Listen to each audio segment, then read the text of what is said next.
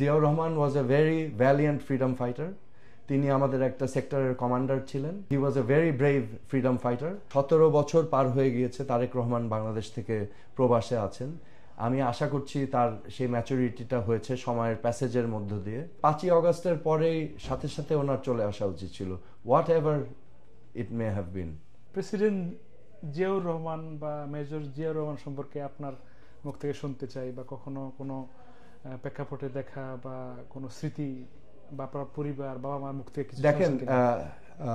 President রাষ্ট্রপতি Ziaur Rahman, general Ziaur Rahman বা major Ziaur Rahman, ওনার কিন্তু এই দেশের ডেভেলপমেন্টে ওনার অবদান আছে, ঠিক আছে।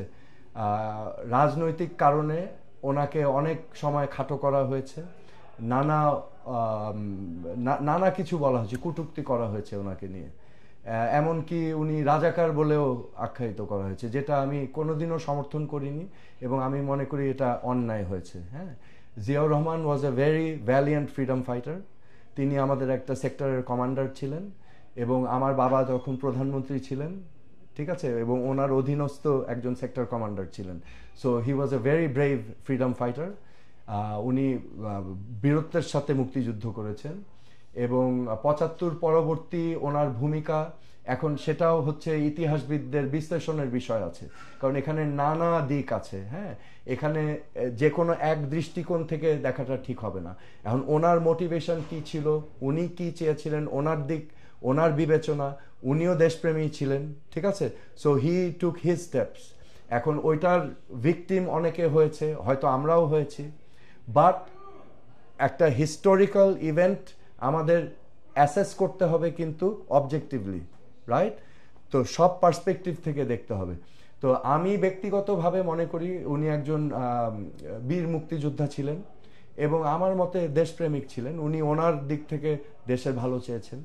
আচ্ছা, রাজনীতিবিদরা তো আসলে রাজনীতি নিয়ে কথা বলবে, সেজন্যই প্রশ্ন করা যে বিএনপির ভবিষ্যৎ রাজনীতিতে কোন দিকগুলো বেশি সংস্কার প্রয়োজন বলে আপনি মনে করেন? এই চলমান রাজনৈতিক সংস্কৃতি থেকে বেরিয়ে আসতে হবে বিএনপির, রাইট? ব্রেক ফ্রি করতে হবে। আমি আশা করছি জনাব তারেক রহমান ওই দিকে দৃষ্টি দিবেন, যে একটা নতুন রাজনীতির দিকে নিয়ে যাবেন এবং উনি হয়তো চেষ্টা করলে একটা নতুন দৃষ্টান্ত সৃষ্টি করতে পারেন, হ্যাঁ, নতুন প্রজন্মের জন্য। কারণ আমাদের হাতে অপশান নাই আর বেশি, আমাদের হাতে খুব সীমিত অপশানস এখন। এবং আমি বিশ্বাস করি উনি যদি মনোনিবেশ করেন এবং চেষ্টা করেন, he can create an example, একটা নতুন ধারার রাজনীতি সৃষ্টি করতে পারেন এবং যেটা মানে যুগান্তকারী একটা কাজ হবে।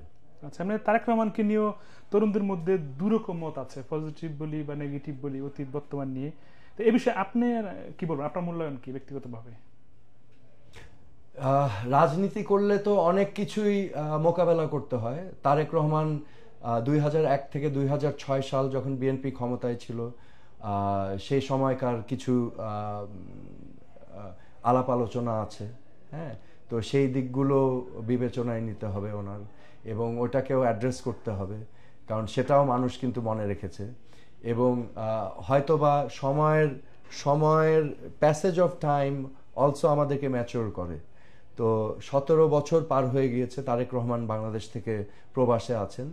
আমি আশা করছি তার সেই ম্যাচুরিটিটা হয়েছে সময়ের প্যাসেজের মধ্য দিয়ে, এবং তিনি ওই দিনগুলোর কথাও স্মরণ করবেন, মনে রাখবেন এবং নতুন একটা দিক দেখাবেন। তাহলে হয়তো একটা যুগান্তকারী কিছু হতে পারে বাংলাদেশে। আচ্ছা, দ্রব্যমূল্য, দুর্নীতি, নিপীড়ন, এসব বিষয়তে বিএনপি কি সত্যি জনগণের বিশ্বাস অর্জন করতে পেরেছে বলে মনে করেন? এখন সেটা তো নির্বাচনে বোঝা যাবে, কিন্তু এখন আবার নির্বাচনটা এমন হয়ে যাচ্ছে যে ওই যেটা বললাম, যে জামাতের 71 নিয়ে স্পষ্টভাবে কোনো বক্তব্য না থাকায় বাংলাদেশের বৃহৎ জনগোষ্ঠী ভাবছে জামাত মুক্তিযুদ্ধ স্বাধীনতা বিরোধী এখনো। যার ফলে যেহেতু আওয়ামী লীগ মাঠে নেই, এখন সমস্ত ভোট চলে যেতে পারে বিএনপির কাছে, কারণ তারাই একমাত্র এখন স্বাধীনতার পক্ষের শক্তি। আবার জামাত ভাবছে যেহেতু আওয়ামী লীগ নেই এবং বিএনপি হচ্ছিল আওয়ামী লীগের সবচেয়ে বড় শত্রু, সে ভোটগুলো নিয়ে পেয়ে যেতে পারে, কিন্তু আমার ধারণা এটা বিপরীত হবে। স্বাধীনতার পক্ষের শক্তি যাবে বিএনপির সাথে। সো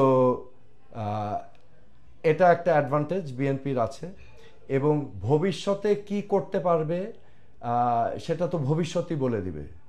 কিন্তু এখন জনাব তারেক রহমান বাংলাদেশে ফিরে এসে যদি ওই নেতৃত্বটা দিতে পারে, তার সংগঠনকে যদি গুছাতে পারে এবং সেই কনফিডেন্স যদি মানুষকে দিতে পারে, তাহলে আমি মনে করি বিএনপির জন্য জোয়ার চলে আসবে। আচ্ছা, এইটা আপনি লক্ষ্য করেছেন কিনা যে তারেক রহমানকে নিয়ে এখন একটা সমালোচনা যে 5 আগস্ট হয়ে গেল, তিনি তো পরের দিনই দেশে আসতে পারতেন, বা 1.5 বছর হয়ে গেল এখনো দেশে আসছেন না বা আনা হচ্ছে না, মানে এটা সমালোচনা নাকি সচেতনতা, আপনার কি মনে হয়? এখন আমি বিশ্বাস করি যে 5ই আগস্টের পরেই সাথে সাথে ওনার চলে আসা উচিত ছিল, what ever it may have been, what ever consequence, ঠিক আছে, চলে আসা উচিত ছিল। সো আমি মনে করি এটা একটা মিসক্যালকুলেশন হয়েছে। সো এখন অতি সত্বর চলে আসা প্রয়োজন, এটা যদি বিএনপির পার্সপেক্টিভ থেকে আমরা চিন্তা করি, এবং একেবারে অত্যাবশ্যক হয়ে গেছে ফেরত আসাটা।